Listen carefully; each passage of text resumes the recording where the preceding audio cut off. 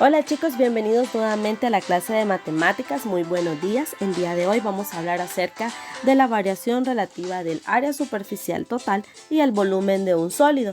Esto nos va a ayudar a reforzar todos los temas que vimos la semana pasada y que también estuvimos en los repasos por medio de las clases de Zoom. Entonces, vamos a estar reforzando estos contenidos. No olviden que la plataforma de WeMath está justamente para eso, para reforzar y afianzar todos los ejercicios que nosotros vamos realizando, y es más, les van abriendo ventanas de nuevos poderes que van a ir adquiriendo a lo largo de este programa. Entonces, por favor, los motivo a que ustedes puedan ingresar a la plataforma de WeMath con su usuario y su contraseña para que puedan averiguar de qué poderes se estarán ganando a lo largo de esta semana.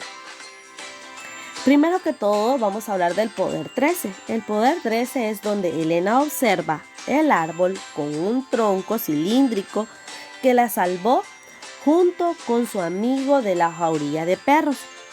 Dice Elena, ¿qué pasaría con el volumen y el área superficial del tronco a medida de que su altura varía? Entonces dice Javier, averigüémoslo cambiando solo la medida de la altura en las fórmulas del volumen y las áreas superficiales total del tronco cilíndrico. Y Javier menciona ahí una fórmula de área superficial, base por altura. Y Elena también tiene el esquema completo, solamente que está cerrado la base por altura. Muy bien, el área del tronco, dicen acá, es de 2 metros. La altura del tronco del árbol está en metros.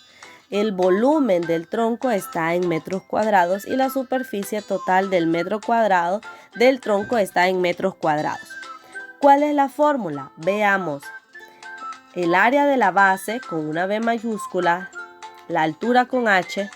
¿Cuál es la fórmula para extraer el volumen del tronco en metros cúbicos? Bueno, la base total por la altura.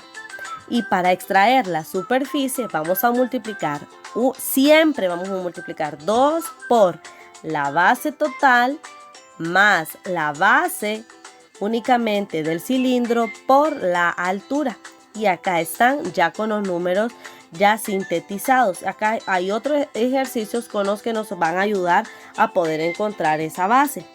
Tenemos un cilindro de base 3, en altura tenemos 5, después hay otro ejercicio de 5.5, luego 6, 6.5 y así sucesivamente. Los números los utilizamos para reemplazar las fórmulas que tenemos ahí.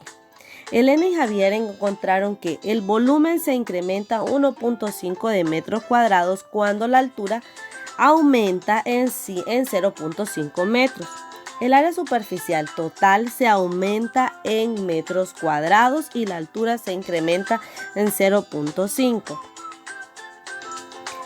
¿Qué es la variación relativa del área superficial y el volumen de un sólido? Bueno, pues el área superficial total y el volumen de un sólido pueden cambiar a medida de que se modifica una de sus dimensiones. En este caso hay que tener la variación relativa.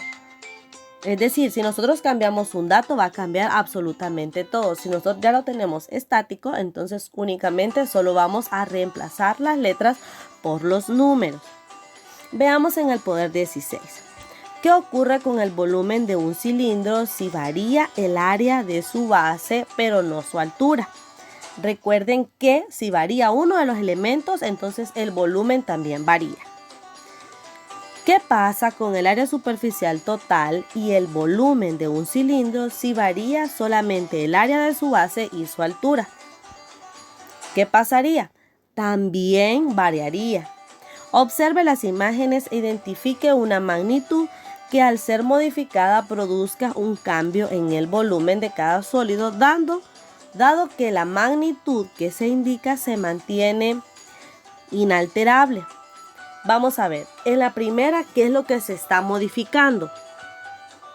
Solamente el área de base, es lo único que va a modificarse o lo que va a completar. En la siguiente, únicamente su área, y en la última también únicamente su área si es que estas se llegaran a modificar o a cambiar. Observe la siguiente imagen. Observe para el desarrollo del plano e identifique la magnitud al ser modificada cuando produce un cambio en el área superficial total de un sólido al que corresponda. La magnitud que se indica debe mantenerse inestable. ¿Qué es lo que vamos a hacer aquí? Vamos a ver cuál es lo que podemos calcular en la primera imagen. La primera imagen podemos calcular el radio del círculo de la base para poder extraer lo demás. Y en la segunda imagen o en la siguiente figura geométrica vamos a calcular la longitud del lado de uno de los lados de la base y con esa partir para hacer los demás ejercicios. Tenemos aquí cómo podemos completar la tabla escribiendo el volumen del área superficial de un sólido. Tenemos aquí algunas medidas: 5 centímetros, 4.33 centímetros y 8 centímetros. Ya nos está dando la altura del prisma y nos la está dando como un quinto de centímetro y luego la otra parte del prisma a 5 centímetros. Como ya lo tenemos eso, vamos a extraer el volumen. ¿Cómo extraemos el volumen? Con la fórmula que se les dio la semana pasada para poder llegar a esta respuesta. ¿No sabemos dónde está el volumen? Bueno, entonces nos vamos páginas atrás de nuestro libro de poderes matemáticos y nos ubicamos exactamente en la página 175, donde nos habla de cómo extraer el volumen. El volumen, recuerden que la fórmula es la base total por la altura. Recuerden que eso ya no los da. Y luego sacamos el área superficial, que es justamente lo que estamos viendo en este momento. ¿Listo? Entonces, ¿qué vamos a hacer? Tenemos que tomar todo esto en cuenta para que podamos resolver estas asignaciones. En el siguiente, ya tenemos también los 5 centímetros, que es lo que nos proporciona. Sacamos el volumen para llegar a esta respuesta de 60 centímetros cúbicos y luego sacamos el área superficial, que lo vamos a tomar en cuenta como metros cuadrados. ¿Cuál es el área superficial o cuál es la fórmula en este caso? Bueno, la fórmula del área superficial es 2 por la base total más la base, una de las bases, en este caso 8 centímetros, por la altura, y por eso llegamos a este resultado. Eso lo van a hacer ustedes en su cuaderno, y si no, recuerden que siempre estamos trabajando en las clases de Zoom para ver cómo llegamos a estos resultados. Acá les dejo algunos de los sólidos geométricos con sus respectivas fórmulas para poder extraer el volumen de estas figuras. Cómo se extrae el volumen del cubo, cómo se extrae el volumen del prisma, cómo se extrae también el volumen de una pirámide, de una esfera, de un cono y de un cilindro. Eso sería bueno que ustedes lo escribieran también en su cuaderno para que lo tengan como recordatorio, y así cuando lleguemos a extraer el volumen de estas figuras geométricas, ustedes ya tengan conocimiento de su fórmula.